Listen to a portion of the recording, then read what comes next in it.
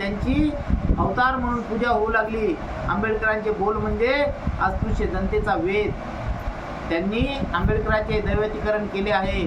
प्रत्येक वर्षी आंबेडकर जयंतीच्या दिवशी पालखीतून आंबेडकरांच्या मूर्तीची व छायाचित्राची ते मिरवणूक काढतात. त्यांची जयंती त्यांच्या अनुयायांकडून मोठ्या भक्तिभावाने करण्यात येते. तशी रामकृष्ण बुद्ध, गांधीजी, सावरकर, नेहरू यांची जयंती आणि टिळकांची पुण्यतिथी त्यांच्या भक्ताकडून साजरी होते, तशीच त्यांची होते. म्हणजे बाबासाहेब आंबेडकरांना काय झालं, या लोकांना कमकुवत केलं. कारण तथागत भगवान गौतम बुद्धानं सुद्धा हेच म्हटलं होतं की मला तुम्ही एका चौकटीमध्ये बसू नका. म्हणजे मी मार्गदाता आहे, मोक्षदाता नाही, मी देव नाही. मी या जगाला मार्ग देणारा व्यक्ती आहे.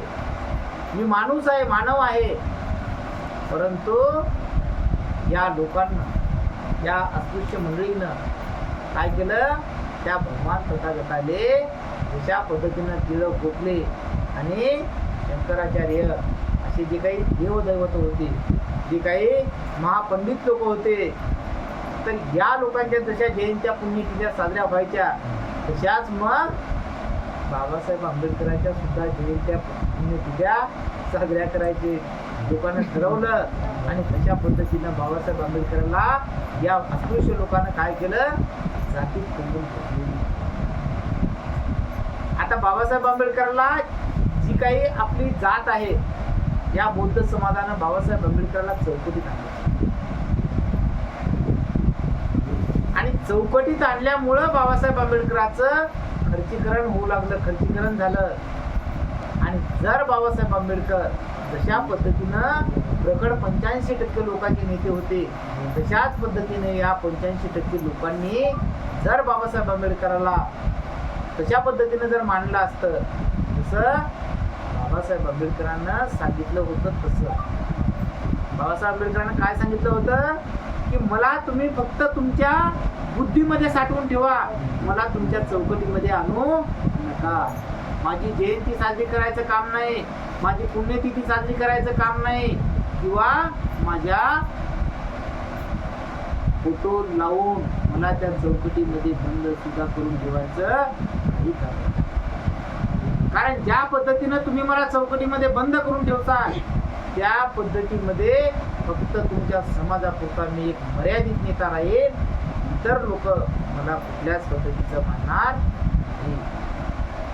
म्हणून बाबासाहेब आंबेडकरांना सांगितलं होतं की मला चौकटीमध्ये बंद न करता माझे तुम्ही मार्ग आत्मसात केले पाहिजेत, माझी तुम्ही बुद्धी आत्मसात केली पाहिजे, माझ्या विचारानं तुम्ही चालले पाहिजे, तरच तुमचा जीवन मार्गक्रमण भ्रमण करत राहील.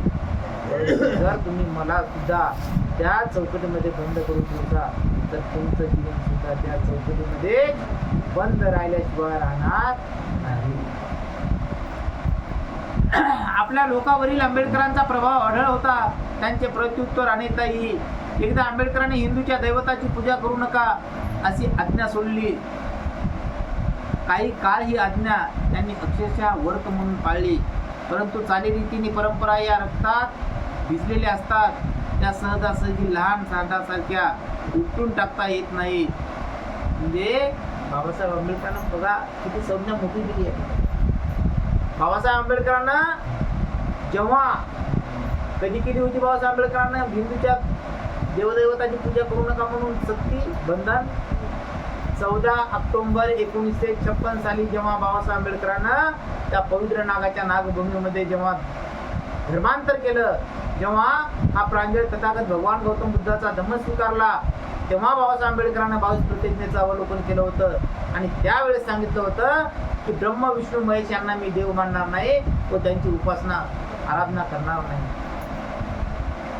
आणि एवढं जर प्राकटरित्या बाबासाहेब आंबेडकरांना त्या लाखो अनुयायाच्या समोर धम्माची दीक्षा घेऊन सांगितलं, कारण तेव्हा लाखो लोक साक्षीला होते. परंतु आजही लोक बाबासाहेब आंबेडकरांच्या नियमाला तोडून टाकतात आणि इतरत्र देवधर्माची पूजा अर्चा करतात, उपासना करतात. म्हणजे बाबासाहेब आंबेडकर या लोकांना नास्तनाबूत करतात. एवढंच नाही तर बाबासाहेब आंबेडकरांनी म्हटलं होतं की या जगात जी काही शिकली सवरलेली लोक असतील तर हीच लोक मला फक्त जीवनात धोका देतील. बाकी जो माझा अडाणी समाज आहे, जो आमटे बहादर समाज आहे, हा समाज मला कदापि धोका देणार नाही. आणि या शिकल्या सवरलेल्या लोकांना बाबासाहेब आंबेडकरांना सर्वात महत्वाचा धोका दिला.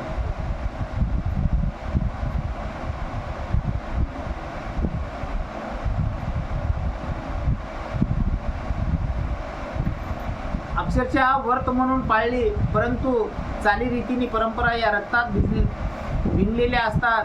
त्या सहजासहजी लहान झाडासारख्या उपटून टाकता येत नाही. म्हणजे ज्या काही मानवाच्या संकल्पना आहेत, मानवाच्या जे काही रूढी परंपरेने चालत आलेला विचार आहे, तर ते लहान झाडासारखं उपटून काही आपल्याला फेकता येत नाही. कारण त्यांना स्वतः त्या मानवाच्या मनामध्ये काय करून ठेवलेलं आहे, एक घर करून ठेवलं. आणि ते घर करून ठेवलं असल्यामुळं त्यांना उपटणं एवढं सोपं नाही. अज्ञानामुळे लोकांच्या मनातील भीती गुणावते. त्याचप्रमाणे त्यांच्यापैकी बऱ्याच जणांना देवाच्या क्रोधाची भीती वाटू लागली. काहींनी पूर्ववत हिंदू देवतांची पूजा अर्चा सुरू केली. अशांपैकी बाबासाहेबांचा एक भक्त एकदा बाबासाहेबांकडे येऊन म्हणाला, मला गणपतीची मूर्ती आणण्याची आणि माझा नवस फेडण्याची परवानगी द्या. बघा, बाबासाहेब आंबेडकरांचा अनुयायी बाबासाहेब आंबेडकरांना बोंबलू सांगितलं की अरे या हिंदू धर्माच्या देवदैवताची पूजा करू नका, त्या ब्रह्म विष्णूला महेशांना कधी देव मानू नका. परंतु एक बहादर शिकला सवरलेला माणूस बाबासाहेब आंबेडकरांच्या पुढे जातो आणि काय म्हणतो की डॉक्टर आंबेडकर, बाबासाहेब मला एका गणपतीची मूर्ती आणण्यासाठी मला परवानगी द्या, कारण मला माझा नवस फेडायचा आहे. म्हणजे बघा, म्हणजे काय बाबासाहेब आंबेडकरांनी या लोकांसाठी काय केलं आणि ही लोक बाबासाहेब आंबेडकरांसाठी काय करतात. म्हणून बाबासाहेब आंबेडकरांना वाटत होतं की अरे मी एवढा मोठा हा गाडा तुमच्यासाठी ओढत आणलेला आहे, अरे तुमच्याच्यानं जर ओढणं होत नसेल ना तर किमान त्या जागेवर तरी राहू द्या. परंतु बाबासाहेब आंबेडकरांच्या ज्ञानाच्या रथाचा गाडा हा तुकडे तोडून वाटून गेला. म्हणजे बाबासाहेब आंबेडकरांचे विचार पुण्याच जाग्यावर एका ठिकाणी बसलेले नाही. हा एक म्हणतो, दुसरा 3 म्हणतो, तिसरा 4 म्हणतो, 5वा म्हणतो जान दो तिकडे. आणि म्हणून तो ते गणपतीची मूर्ती आणण्यासाठी परवानगी मागतो. तर बघा बाबासाहेब आंबेडकर त्याला मग उद्देशून काय म्हणतो, त्या निष्पाप मनुष्यांचे हृदय पाहून आंबेडकर किंचित हसून म्हणाले. म्हणजे बाबासाहेब आंबेडकरांना हसू येणार ना. बाबासाहेब आंबेडकर हसले. अरे देवावर माझा विश्वास नाही असे तुला कोणी सांगितले? जा, तुला आवडेल ते तू कर. त्यावर त्या गरीब भक्ताने गणपती आणून आपला नवस फेडला. दुसरे उदाहरण, एका काँग्रेस मंत्र्याने एका आंबेडकर भक्ताला पहारेकऱ्याची नोकरी दिली. म्हणजे बघा, कारण या लोकांच्या मनाचे तत्व, कारण यांना काय करायचं होतं, त्याला पहारेकऱ्याची नोकरी दिली या लोकांना. पण खाऊन दिली की ही बाबासाहेब आंबेडकरांना जी मानणारी लोक होती, बाबासाहेब आंबेडकरांनी यांना या हिंदू संस्कृतीचे देवदैवत सारे फेकून द्यायला सांगितले होते. परंतु ही लोक लालचे पोटी, आमिषापोटी किंवा प्रलोभनापोटी पुन्हा कुणीकडे वळायला लागले, त्या मनुच्या ग्रंथाकडे वळायला लागले, त्या मनुवाद्याकडे वळायला लागले, या हिंदू संस्कृतीकडे वळायला लागले. आणि त्यामुळं मग बाबासाहेब आंबेडकरांच्या मनाला वाईट वाटलं. आणि या मनुवाद्यानं, या हिंदू संस्कृतीवाल्यानं काय केलं, त्याला पहारेकऱ्याची नोकरी. म्हणजे बाबासाहेब आंबेडकरांनी त्याला उद्देशून म्हटलं, त्याला तुला कोण म्हणते बाबा की मला देव आवडत नाही म्हणून? अरे मला बाबा देव आवडतो, मी देवाचा भक्त आहे. का म्हणून त्या गणपतीची मूर्ती, या गणपतीची मूर्ती आणायला पाहिजे, त्याची पूजा अर्चा करायला पाहिजे, चांगला तो तुझ्या पद्धतीने नवस सुद्धा फिरायला पाहिजे. कारण बाबासाहेब आंबेडकर दुःख वाटत होतं. परंतु बाबासाहेब आंबेडकरांच्या मनात जरीही दुःख वाटत होतं तरी पण या समाजाच्या मनामध्ये एक प्रलोभनाच्या गोष्टी होत्या, एक आमिषाच्या गोष्टी होत्या, लालचीच्या गोष्टी होत्या आणि त्या लालचीपोटी मग ही लोक त्या हिंदू संस्कृतीच्या मार्गाकडे कळत होती. आमचा राजा आंबेडकर यांच्याशी केलेला द्रोह होय हे बघा त्या महामूर्खाच्या तोंडातून सुद्धा काय नाही की आमचा तो राजा आहे आंबेडकर. कारण काय होतं, त्याला नोकरी दिली ना, नोकरी दिली त्याला पहारेकऱ्याची नोकरी दिली आणि पहारेकऱ्याच्या नोकरीसाठी मग तो त्या बाबासाहेब आंबेडकरांना सुद्धा काय म्हणायला लागला पहा. कारण त्याच्यावरचे जे काही गुलामगिरीचे एवढे बंधन होते ते बाबासाहेब आंबेडकरांना तोडले. त्याला माणूस पण आणून बाबासाहेब आंबेडकरांनी दिलं. त्याला जगण्याचा अधिकार बाबासाहेब आंबेडकरांनी दिला. त्याचं पालन पोषण होण्याचा अधिकार त्याला बाबासाहेब आंबेडकरांनी दिला. आणि हा हरामखोर नुसत्या एका नोकरीपोटी, एका त्या नोकरीसाठी पैशाच्या लालचेपोटी बाबासाहेब आंबेडकरला तो जो आमचा नेता आहे ना आंबेडकर, तो एक द्रोही आहे. आंबेडकरांच्या ठाई एक आश्चर्यकारक गुणाची जोडी होती, ती म्हणजे हट्टीपणा आणि लवचिकपणा यांचा मनोहर संगम. त्यामुळे त्यांना जेव्हा जेव्हा संधी साधता आली तेव्हा तेव्हा त्यांनी तोरणे बांधली. हा लवचिकपणाचा गुण राजकारणात तारक ठरतो. आंधळी भक्तीच मात्र स्वतःला अढळ निष्ठेची सती संधी साधू वृत्ती नव्हती. कारण यशासाठी ते तत्व भ्रष्ट झाले नाहीत. सती समजते त्यांनी आपल्या अंगी जी लवचिकपणाची छटा बनवली होती ती संधी साधू वृत्ती नव्हती. कारण यशासाठी ते तत्व भ्रष्ट झाले नाहीत व आपल्या सत्सद विवेक बुद्धीशी त्यांनी प्रतारणा कधीच केली नाही. मनुष्यात जागे करावयास पहाट दोनदा येत नाही. परिस्थितीचा आपल्या कार्यासाठी उपयोग करण्यासाठी संधी आली म्हणजे तिचा उपयोग करण्याची त्यांची हातोटी अगदी और होती. आपल्या विषयीतच त्यांनी आपल्या वडिलांच्या मित्राला जीवनात संधी एकदाच येते या शेतकरी अमर वचनाने आठवण करून दिली होती. म्हणजे बाबासाहेब आंबेडकर काय म्हणतात बघा की जी आंधळी भक्तीच मात्र स्वतःला अढळ निष्ठेची सती समजते. म्हणजे जी काही तुमची भक्ती भावना आहे, कारण ती आंधळी आहे आणि त्या आंधळ्या भक्ती भावनेने तुम्ही काय करता, त्या देवाची पूजा अर्चा करता. अरे एखाद्या मंदिरामध्ये देवाची मूर्ती आहे परंतु त्याचा दिवा लावण्यासाठी दुसरा कोणीतरी एखादा भामटा माणूस जातो आणि त्या देवाच्या पुढे दिवा लावतो. म्हणजे त्याचा दिवा त्याला स्वतः जर प्रकाश निर्माण करता येत नसेल तर तो जगात देव होऊ शकत नाही. आणि म्हणून बाबासाहेब आंबेडकरांनी म्हटलं होतं की स्वतः जळा आणि दुसऱ्यांना प्रकाश निर्माण करून द्या. बाबासाहेब आंबेडकर स्वतः जळले, स्वतः झिजले आणि दुसऱ्याला जीवन हे का केलं, बाबासाहेब आंबेडकरांना प्रकाशमान केलं. आपल्या वडिलांच्या मित्राला जीवनात संधी एकदाच येते या शेक्सपियरच्या अमर वचनाची आठवण करून दिली होती. त्यांनी सायमन मंडळाशी सहकार्य केले म्हणून त्यांचा भारतीय राजकारणाच्या क्षितिजावर उदय झाला. गोलमेज परिषदेच्या घटना तयार करण्याच्या कार्यात त्यांनी अविरत परिश्रम घेतले म्हणून त्यांच्या ठायी असलेले घटनाशास्त्राचे ज्ञान विलसित झाले. महाराज्यपालाच्या कार्यकारी मंडळात काम केल्यामुळे कामगारांची परिस्थिती सुधारण्यासाठी त्यांना किती अखंड तळमळ लावून लागलेली होती हे दिसून आले. त्यांना राज्यकारभाराचा फार मोठा अनुभव मिळाला. त्यांनी भारताची राज्यघटना तयार करण्यासाठी अवाढव्य परिश्रम घेतले आणि नेकीची कर्तृत्व शक्ती दाखविली. त्यामुळे त्यांना घटना पंडित म्हणून जागतिक कीर्ती लागली. एका अपमानित पुरुषांचा मुलगा त्रिलोकी झेंडा कसा लावू शकतो हे त्यांनी जगाला दाखवून दिले.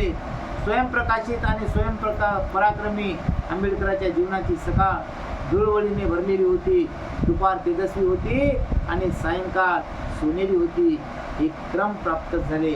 म्हणजे बाबासाहेब आंबेडकरांचे जीवन कसं होतं, दुपार तेजस्वी होती आणि सायंकाळ मात्र सोनेरी होती. त्याच्यासाठी की बाबासाहेब आंबेडकरांचा झेंडा हा तिही लोकी म्हणजे आकाश पाताळ आणि या सर्व जगात बाबासाहेब आंबेडकरांचा एक नावलौकिकतेचा झेंडा लागला. बाबासाहेब आंबेडकरांना जेव्हा सायमन कमिशन या भारतामध्ये स्वारी केली होती तेव्हा बाबासाहेब आंबेडकरांना ती लोक अतिशय मानत होती. आणि एवढंच नव्हे तर बाबासाहेब आंबेडकरांना त्या गोलमेज परिषदेमध्ये सुद्धा पाचारण केलेलं होतं. आणि एवढंच नव्हे तर बाबासाहेब आंबेडकरांना या देशाचं जे संविधान आहे तर ते सुद्धा स्वतःच्या पराकाष्ठेनं तयार केलेलं आहे. यामुळं बाबासाहेब आंबेडकरांच्या जीवनामध्ये दुपार तेजस्वी आणि सायंकाळ सोनेरी होती हे क्रम प्राप्त झालेला आहे. आंबेडकरांनी हिंदू धर्मात राहण्याविषयीचा आपला लढा सोडून दिल्यावर म्हणा किंवा जसजसे त्यांनी त्यांचे विचार क्रांतिकारक होऊ लागल्यावर म्हणा, त्यांनी भगवद्गीतेचे प्रामाण्य झुगारून दिले. गीता हातात घेऊन त्यांनी शपथ कधीच घेतली नाही. गीता हा नीतिमत्वाचा जबाबदार ग्रंथ आहे. त्या सर्व प्रमादाची तडजोड केलेली आहे असा त्यांनी आयुष्याच्या उत्तरार्धात विचाराची निर्णय ठरविला. धर्माच्या आवश्यकतेवर त्यांचा विश्वास होता. गरीब मनुष्य उदरनिर्वाहासाठी चोरीचा आसरा करीत नाही, कारण तो निर्बंधाच्या परिमाणाला घाबरतो म्हणून नव्हे, तर त्यांच्या मनावर धर्माचा प्रभाव आहे म्हणून धर्माचा संबंध थेट हृदयाशी असतो, निर्बंधाचा बुद्धीशी असतो अशी त्यांची श्रद्धा होती. जीवनात भावना मोठे कार्य घडवून आणतात म्हणून मनुष्याच्या धर्मीत धर्माला मोठे स्थान आहे असे ते म्हणत. आपल्या ठाई ज्या काही चांगल्या गोष्टी घडून येतात ती धर्माची फळे आहेत असा त्यांचा विश्वास होता. आंबेडकरांचा देवावर विश्वास होता. तो इतपतच त्यांना वाटे की मनुष्याच्या जीवनाचे नियंत्रण करणारी कुठेही अज्ञात अशी शक्ती असावी. त्या अज्ञात शक्तीवरील विश्वास ते कधी कधी बोलून दाखवीत. एकदा ते एका लहान शहरातून जात असता त्यांची गाडी पुलावरून घसरून खालच्या मोठ्या दगडाला आधारामुळे नदीतील पाण्यावर लोंबकळत राहिली. त्यांच्या मोटार हाक्याने आणि त्यांनी डोळ्यांचे पाते लवते न लवते तोच खाली उडी मारली आणि ते भीतीने दगडासारखे अचल उभे राहिले. त्यांनी अदृश्य शक्ती आपला जीव वाचविल्याबद्दल प्रार्थनापूर्वक धन्यवाद दिले. परत आल्यावर मुलगा आणि पुतण्या यांना पोटाशी धरून त्यांनी म्हटले की नियतीचे देणे आणि अदृश्य शक्तीची कृपा म्हणून माझा प्राण वाचला. बघा, म्हणजे बाबासाहेब आंबेडकरांची गाडी चालवणारा माणूस जो ड्रायव्हर होता, तर त्या ड्रायव्हरनं काय केलं, त्या गाडी हाकता हाकता एका पुलावरून गाडी घसरली आणि एका दगडाला अडकली. आणि दगडाला अडकल्याच्या नंतर त्या ड्रायव्हरनं काय केलं, उडी मारली आणि ती गाडी जशीच्या तशी बाजूला गेली. मग तो काय म्हणू लागला की देवाची कृपा, मला देवानं वाचवलं, माझी गाडी तारली. म्हणजे हा किती निरळ भरोसा देवावर. नियतीचे देणे आणि अदृश्य शक्तीचे कृपा म्हणून माझा प्राण वाचला असे म्हणून ते आक्रंदून रडू लागले. आपल्या धर्मावर आणि देवावर विश्वास नाही अशी जो घमेंड मारे त्याच्यावर आपला विश्वास बसणार नाही असे ते म्हणत असत. म्हणजे बाबासाहेब आंबेडकरांचा विश्वास कधीच देवादेवतावर बसला नाही आणि म्हणून या लोकांचा विश्वास बाबासाहेब आंबेडकरांवर कधीच बसत नव्हता. ज्याचा ईश्वरावर आणि धर्मावर विश्वास नव्हता आणि जे आंबेडकरांच्या राजकारणाचा अनुभव करण्यात गुंतले होते, त्या समाजवाद्यापुढे ही गहन समस्याच होती. निरीश्वरवादी बौद्धांपुढं हा एक मोठाच प्रश्न होता. बौद्ध धर्माच्या पुनरुज्जीवनाचा प्रत्यक्ष प्रचार करण्यास आरंभ केल्यावर ही दृश्य शक्तीवरील श्रद्धा त्यांनी बुद्धाच्या मूर्तीपुढे सकाळ संध्याकाळ प्रार्थना करून त्यांची पूजा करून बुद्ध भक्तीत विलीन केली. कधी कधी ते भक्तिभावाने म्हणत की अमुक गोष्ट माझ्या इच्छेप्रमाणे घडली तर बुद्धापुढे मी प्रार्थना करी. म्हणजे एखादी जर गोष्ट माझ्या हातून घडली असेल तर मी तथागत भगवंतापुढे क्षमा याचना करीन की भगवंता माझ्या हातून एखादी ही अविरत गोष्ट घडलेली आहे.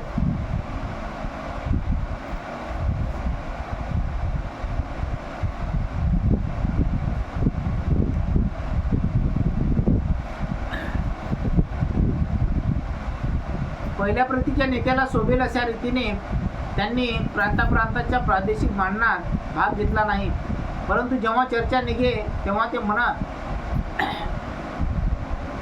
महाराष्ट्रीय लोकांनी देशद्रोहाचे पातक कधीही केलेले नाही आणि लंडनमधील देशभक्त महाराष्ट्रीयन विद्यार्थ्यांच्या आदर्श वागणुकीची ते नेहमी उदाहरणे कथन करीत. तशाच आवेशात ते म्हणत की महाराष्ट्रीय लोक संकल्पित पाकिस्तानला कधी भीक घालणार नाही, कारण त्यांनी मुसलमानाचा लढाई मागून लढाईत धुवा उडविला आहे. तो गतकाल त्यांच्या स्मृतीत ताजा आहे. मुंबईसह स्वतंत्र महाराष्ट्र झाला पाहिजे असा त्यांनी निर्भयपणे आग्रह धरला आणि महाराष्ट्रीयांनी या ध्येयापासून एक रेसभरही ढळू नये अशी त्यांना चेतावणी दिली होती. आंबेडकर हे जनतेचे नेते होते. प्रागतिक पक्षांचा प्रभाव वरिष्ठ वर्गावर असे. टिळकांनी मध्यम वर्गाला कार्यान्वित केले आणि आपले कार्य सामान्य जनतेपर्यंत पोहोचविले. गांधीजींनी अखिल जनतेला कार्य प्रवृत्त केले. आंबेडकरांनी भारतीय समाजाचा निकृष्ट वर्ग जागा केला. आंबेडकरांनी टिळक, गांधीजी, नेहरू, सावरकर, सुभाष यांच्याप्रमाणे सर्व देशभर दौरे काढले. आपली मतप्रणाली जनतेपुढे मांडली. जीवित कार्यासाठी जन्म पावलेल्या महापुरुषांच्या मालिकेतील आंबेडकर हे एक महापुरुष होते. त्यामुळे त्यांचे जीवन एखाद्या संस्थेत मावण्यासारखे नव्हते. ते एका महान ध्येयाचे प्रतीक होते. खऱ्या नेत्याने जनतेचे लहरीप्रमाणे वागू नये असे ते म्हणत. आंबेडकरांनी जनतेसमोर मोठ्या धैर्याने तिच्या उद्धाराचा मार्ग ठेवला. असे नेतृत्व लोहचुंबकाप्रमाणे परिणामकारक ठरते, परंतु त्यांच्या कार्याचा संबंध पक्ष संघटनेपेक्षा भव्य ध्येयाशी अधिक निगडीत असतो. म्हणजे बाबासाहेब आंबेडकरांचे जीवन जे आहे तर हे जणू काही प्रगतीचा एक पक्ष आहे. टिळकांनी मध्यम वर्गाला कार्यान्वित केल्याने आपले कार्य सामान्य जनतेपर्यंत पोहोचविले. म्हणजे या लोकांचे कार्य काय व्हायचे, या समाजापर्यंत, या लोकांपर्यंत पोहोचायचे. परंतु बाबासाहेब आंबेडकरांना कितीही कष्ट उपतो, बाबासाहेब आंबेडकरांना कुठलंही एक ध्येयाचं कार्य करो, मात्र ही आपली अस्पृश्य जात मानायला तयार राहत. गांधीजींनी अखिल जनतेला कार्यप्रवृत्त केले. आंबेडकरांनी भारतीय समाजाचा निकृष्ट वर्ग जागा केला. आंबेडकरांनी टिळक, गांधीजी, नेहरू, सावरकर, सुभाष यांच्याप्रमाणे सर्व देशभर दौरे काढले. म्हणजे या लोकांनी काय केलं, मग देशभर दौरे काढले. आपली मतप्रणाली जनतेपुढे मांडली. जीवित कार्यासाठी जन्म पावलेल्या महापुरुषांच्या मालिकेतील आंबेडकर हे एक महापुरुष होत. म्हणजे बाबासाहेब आंबेडकरांनी या अस्पृश्यांच्या जीवनाच्या कल्याणासाठी जन्म घेतला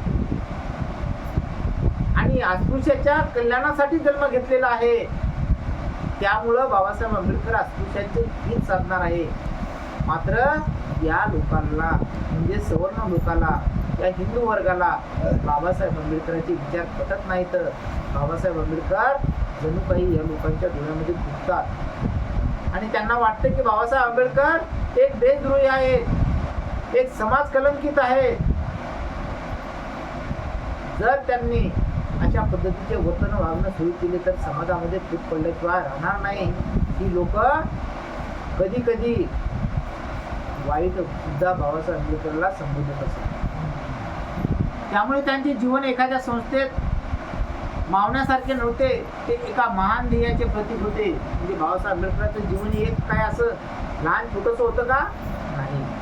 बाबासाहेब आंबेडकरांच्या जीवनामध्ये अथांग असा मोठा पराक्रमी मार्ग होता आणि त्यामुळे बाबासाहेब आंबेडकरांचे जीवन हे प्रखर तेजाने भरलेलं होतं. खऱ्या नेत्याने जनतेच्या लहरीप्रमाणे वागू नये असे ते म्हणत. म्हणजे खरा जर एखादा नेता असेल, गोरगरिबांचा नेता असेल, दीनदुबळ्यांचा नेता असेल, तर त्यांनी मग त्या लोकांचे हक्क आणि अधिकार गाजवले पाहिजे. नेतृत्व लोहचुंबकाप्रमाणे परिणामकारक ठरते. परंतु त्यांचा कार्याचा संबंध पक्ष संघटनेपेक्षा भव्य ध्येयाशी अधिक निगडीत असतो. म्हणजे त्यांचा जे काही संबंध आहे तर ते जणू काही एखाद्या लोहचुंबकासारखे असले पाहिजे. कारण बाबासाहेब आंबेडकरांच्या सोबतीला जी जात आहे, अस्पृश्य समाज आहे, तर हा जसा काही एखाद्या लोहचुंबकासारखा असला पाहिजे. आणि लोहचुंबकासारखा असल्यामुळं आणि असला तरच बाबासाहेब आंबेडकरावर एक काय होतील, घनिष्ठ संबंध होतील. आणि बाबासाहेब आंबेडकरांना ती लोक जशीच्या तशी काय मानतील, नेता मानतील. आणि बाबासाहेब आंबेडकर म्हणजे लोकांचे प्रश्न वारंवार सोडवायला सुरुवात करतील. बोला बुद्ध भगवान की जय.